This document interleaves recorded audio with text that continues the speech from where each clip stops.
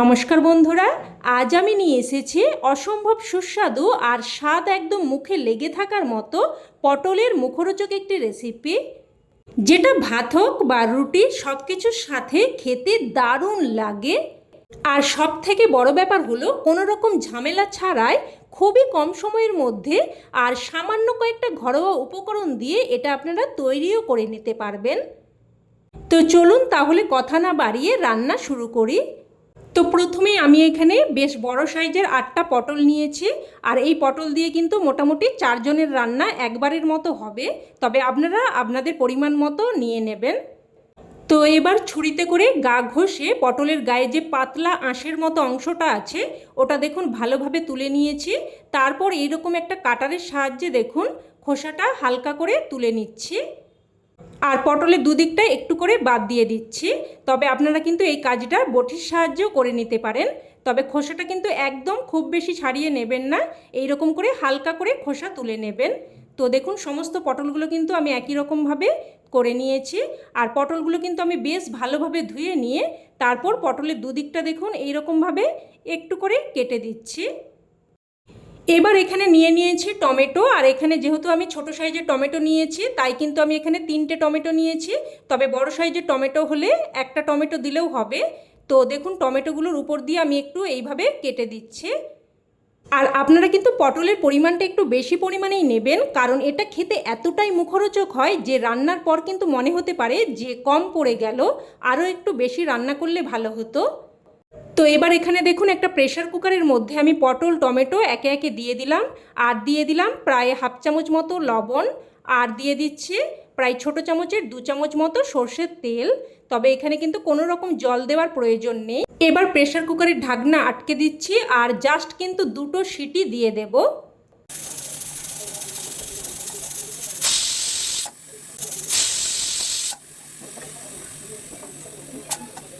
এবার pressure cooker নামিয়ে রাখছি, আর মোটামুটি যতক্ষণ না অবধি কুকারের বাষ্পচাপটা বেরোচ্ছে ততক্ষণ অবধি এইভাবেই রেখে দেব।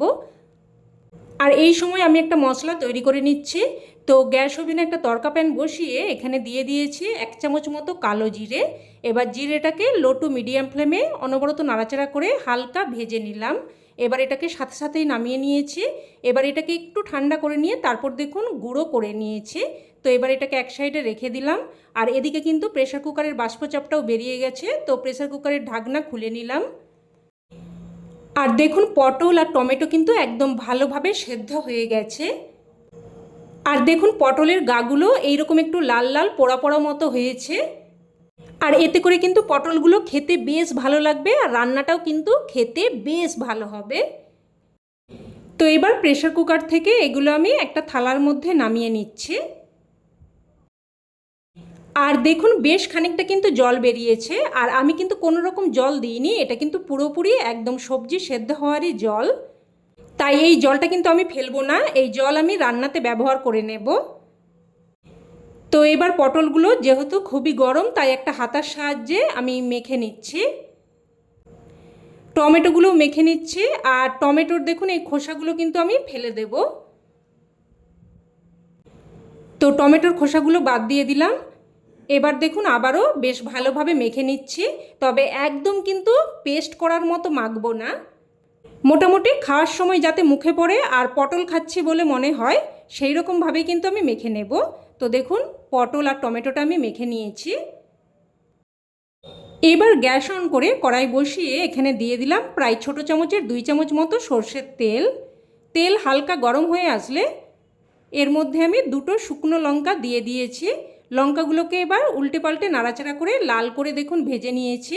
এবার লঙ্কাগুলো আমি উঠিয়ে রাখলাম। এবার ওই তেলের মধ্যে দিয়ে দিলাম হাফ চামচ মতো কালো জিরে। জিরেটাকে একটু ফুটতে দেব। জিরে ফুটে আসলে এখানে দেখুন আমি প্রায় 7-8 কোয়া মতো রসুনকে হালকা থেঁতো করে নিয়েছি, তো রসুনটা দিয়ে দিলাম। আর আপনারা যদি রান্নাটা নিরামিষভাবে করতে চান সেক্ষেত্রে কিন্তু রসুনটা বাদ দিয়ে দেবেন। তো এবার রসুনটাকে লাল করে ভেজে নিলাম।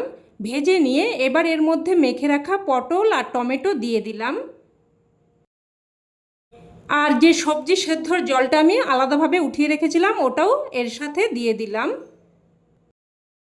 এবার নাড়াচাড়া করে ভালোভাবে মিশিয়ে নেব আর প্রায় মিনিট খানেক মতো এইভাবে একটু নাড়াচাড়া করব। প্রায় মিনিট খানেক মতো নাড়াচাড়া করে নিয়ে এবার এটাকে আমি এইভাবেই রেখে দেব যাতে করে এই জলটা একটু শুকিয়ে যায়। তবে এই সময় কিন্তু ঢাকনা দেওয়ার কোনো রকম প্রয়োজন নেই, তাই মিডিয়াম ফ্লেমে এটাকে এইভাবেই হতে দিলাম। এবার এদিকে যে দুটো শুকনো লঙ্কা ভেজে উঠিয়ে রেখেছিলাম তার সাথে দেখুন নিয়ে নিয়েছি একটা মিডিয়াম সাইজের কুচানো পেঁয়াজ। আর পেঁয়াজটাকে কিন্তু একদম সরু সরু পাতলা পাতলা করে কুচিয়ে নিয়েছি। আর দিয়ে দিলাম স্বাদ অনুযায়ী লবণ।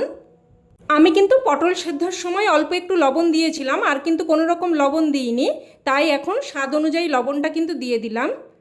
তবে লবণ ঝাল সবটাই কিন্তু আপনারা আপনাদের স্বাদ অনুযায়ী দিয়ে দেবেন। তো এখানে দেখুন আবারও আমি 1 চামচ মতো সর্ষের তেল দিয়ে তারপর লঙ্কা পেঁয়াজ সব কিছুকে একদম ভালোভাবে মেখে নিচ্ছি। তো ভালোভাবে মেখে নিলাম। এবার এদিকে কিন্তু প্রায় 3 থেকে 4 মিনিট মতো মিডিয়াম ফ্লেমে রান্না করে নিয়েছি। আর দেখুন জলটা কিন্তু অনেকটাই শুকিয়ে গেছে। আবারও নাড়াচাড়া করে বেশ ভালোভাবে মিশিয়ে নিলাম। এবার এখানে কয়েকটা কুচানো কাঁচা লঙ্কা দিয়ে দিচ্ছি। তবে আবারও বলছি ঝালটা কিন্তু অবশ্যই আপনারা আপনাদের স্বাদ অনুযায়ী দিয়ে দেবেন। লঙ্কাগুলো মিশিয়ে নিয়ে এবার ভেজে গুঁড়ো করে রাখা কালো জিরেটা দিয়ে দিচ্ছি।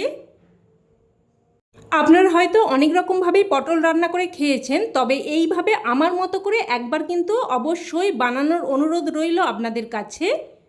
খেতে এতটাই টেস্টি হয় যে একবার খেলে কিন্তু রোজ বানাবেন। তো ভাজা মশলাটা নাড়াচাড়া করে বেশ ভালোভাবে মিশিয়ে নিলাম।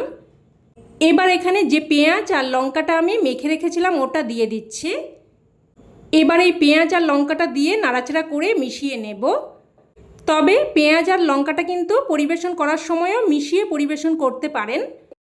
তবে কাঁচা পেঁয়াজ একদম সরাসরি মেখে কিন্তু বেশিক্ষণ অবধি রাখা যায় না, কেমন যেন একটা গন্ধ হয়ে যায়। তাই কাঁচা পেঁয়াজ আর লঙ্কাটা দিয়ে এইভাবে একটু নাড়াচাড়া করে মিশিয়ে নিলে খেতেও বেশ ভালো লাগবে আর অনেকক্ষণ অবধি পরিবেশনও করতে পারবেন। তো বেশ ভালোভাবে মিশিয়ে নিয়েছি। এবার গ্যাসের ফ্লেম বন্ধ করে একটা ঢাকনা দিয়ে স্ট্যান্ডিং টাইমে রেখে দিলেই রান্না কিন্তু একদম তৈরি। এবার এটা গরমাগরম ভাতের সাথে পরিবেশন করুন, খেতে কিন্তু জাস্ট ফাটাফাটি লাগে। এটা থাকলে আর অন্য কোনো কিছুই লাগবে না, সমস্ত ভাত এটা দিয়েই খাওয়া হয়ে যাবে। অবশ্যই এইভাবে একবার বানিয়ে দেখুন, আর আমার 100% বিশ্বাস খেয়ে আপনাদেরও খুবই ভালো লাগবে। তো রেসিপি কেমন লাগলো অবশ্যই কমেন্টে জানাবেন, আর ভালো লেগে থাকলে প্লিজ একটা লাইক দিয়ে দেবেন, আর চাইলে অন্যান্য বন্ধুবান্ধবদের সাথে শেয়ারও করতে পারেন। আর চ্যানেলের নতুন বন্ধু হয়ে থাকলে চ্যানেলটি অবশ্যই করে সাবস্ক্রাইব করে নেবেন। তো আজ এই অবধি, আবারও অন্য কোনো রেসিপিতে দেখা হবে। ততক্ষণে সকলে ভালো থাকবেন, সুস্থ থাকবেন, আর সকলকে ধন্যবাদ।